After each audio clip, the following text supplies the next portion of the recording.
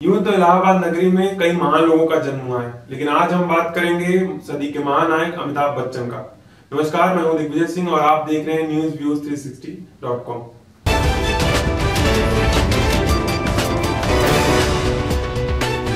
सबसे पहले तो बच्चन साहब को जन्मदिन की हार्दिक शुभकामनाएं। मेरे पर्सनल इसलिए क्योंकि मेरे भी हाइट उतनी जैसी है, और दूसरा कारण ये भी है कि मैं भी इलाहाबाद से हूँ। अब यहाँ मैं बताऊँ आपको कि 11 अक्टूबर 1942 में उनका जन्म हुआ था। जन्म के बाद जब इनका नाम रखा गया तो इनका नाम रखा गया था इनकलाब। ये नाम इसलिए रखा गया क्योंकि वो जो दौर था वो स्वतंत्रता के संघर्ष का दौर था। उसके बाद जब इनका नाम फिर बदला गया तो उनका नाम रखा गया अमिताभ बच्चन है। बच्चन जी के जो पिताजी थे हरबंस राय बच्चन, जाने माने कवि थे, उन्होंने अपना जो सरनेम है वो श्रीवास्तव था, उसको चेंज करके बच्चन रखा। ये जो परंपरा ये आगे बढ़ती हुई जा रही है। अब हम बात करें इनके एक्टिंग करियर की। उस दौरान पृथ्वी थिएटर ग्रुप एक शेरवुड कॉलेज में आता था, जिसमें एक टीचर थी जेनिफर कैंडल। इन्हीं से ही अमिताभ बच्चन साहब ने एक्टिंग की बारीकियां सीखना स्टार्ट किया, और इस कदर सीखा कि जो 3 साल का इनका जो एक्टिंग अभिनय था, यानी जो एनुअल फंक्शन होता था, उसमें 2 लगातार वर्षों में इन्होंने बेस्ट एक्टर का अवार्ड भी जीता। टीचर के बारे में बताऊं आपको तो जेनिफर कैंडल जो है वो जेफरी कैंडल की पुत्री हैं, जो कि हॉलीवुड सिनेमा में जाने माने प्रोड्यूसर थे। बाद में 1958 में ये शशि कपूर से शादी कर लेती हैं। इन्होंने दिल्ली विश्वविद्यालय के करोड़ीमल कॉलेज में एडमिशन लिया, वहां साइंस से इन्होंने ग्रेजुएशन पास आउट किया। उसके बाद कलकत्ता में जॉब इन्होंने करना स्टार्ट किया। वहां से एक्टिंग करियर की जो इनकी रुचि थी वो सर पर चढ़ा, यानी परवान चढ़ा। वहां कलकत्ता से इन्होंने मुंबई की ट्रेन पकड़ी और मुंबई आ गए, लेकिन इतना आसान नहीं था क्योंकि तमाम रिजेक्शन मिलते जा रहे थे। कहीं कभी इनके हाइट की वजह से, कभी इनकी आवाज की वजह से। जो फिल्मों में इनका करियर शुरू हुआ वो वॉइस ओवर के दौरान शुरू हुआ। उसके बाद जो पर्दे पे दिखने का इनका जो दौर शुरू हुआ वो 7 हिंदुस्तानी एक मूवी है, उन्हीं से स्टार्ट हुआ। उस पिक्चर में जो इन्होंने अभिनय किया उसको लेकर इनको नवोदित अभिनेता का पुरस्कार भी दिया गया।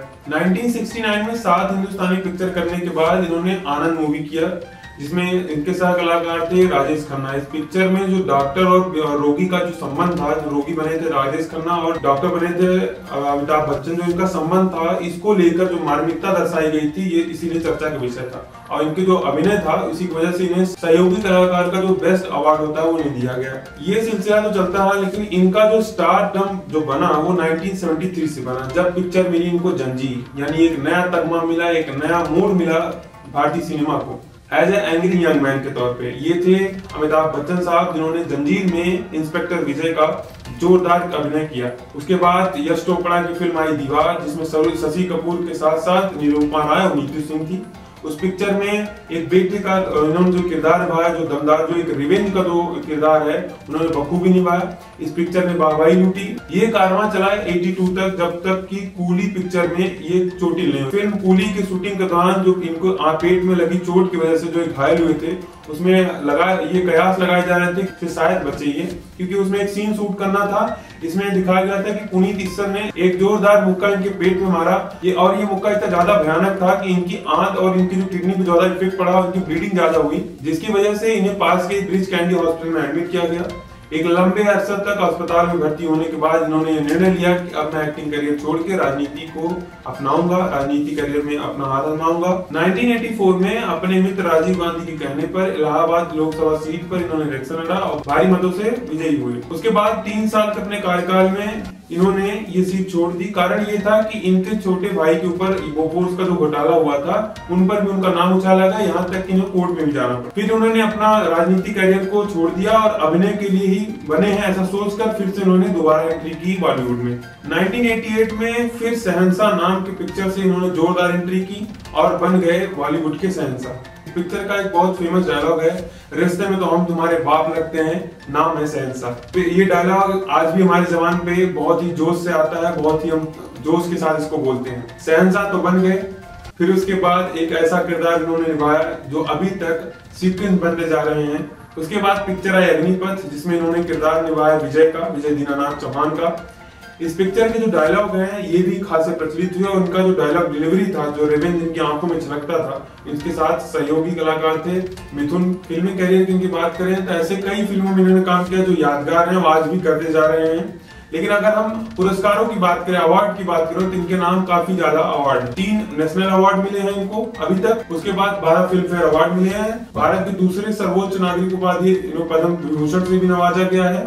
विदेशों में भी इनको तमाम अवार्ड से भी नवाजा गया है। लेकिन इनका सफर इतना भी आसान नहीं था जो आज हमें दिखता है। बीच में इन्होंने आर्थिक मंदी का भी सामना करना पड़ा, जब इनकी लगातार फिल्में फ्लॉप जा रही थी। फिर इन्होंने एक नई कंपनी का स्टार्ट किया, ABCL, जो प्रोडक्शन हाउस थी, जो डिस्क बनाती थी, जो म्यूजिक डिस्क बनाती थी, लेकिन इसमें खासा इनको सफलता नहीं मिली। इतनी दिक्कतों का सामना करने के बाद भी इन्होंने हार नहीं मानी।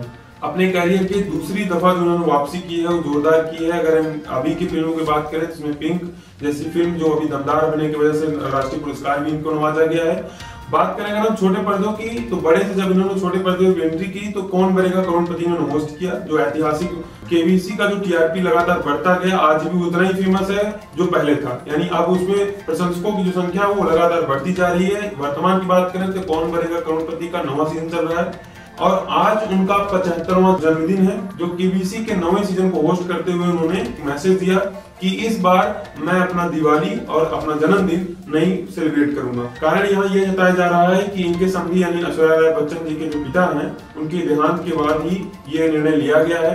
फिलहाल तो हम ये कामना करते हैं कि आयु लंबी रहे, इनके स्वास्थ्य ऐसे ही बने रहें और ऐसे हमारे बीच बने रहें, ऐसे दमदार अभिनय दिखाते रहें, अपने जौहर को दिखाते रहें।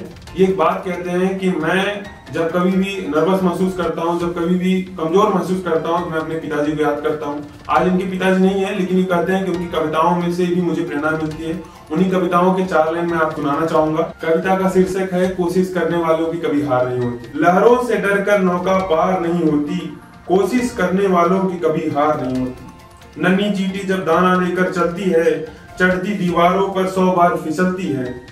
मन का विश्वास रगों में साहस भरता है, चढ़कर गिरना गिरकर चढ़ना ना खरता है। आखिर उसकी मेहनत बेकार नहीं होती, कोशिश करने वालों की कभी हार नहीं होती। इस कविता के जो हर शब्द हैं वो अमिताभ बच्चन साहब के साथ साथ हमें भी प्रेरित करते हैं। बच्चन साहब हमारे बीच ऐसे स्वस्थ और खुशहाल बने रहें, यही कामना करते हैं। तब तक के लिए आप देखते रहिए न्यूज़360.com। नमस्कार।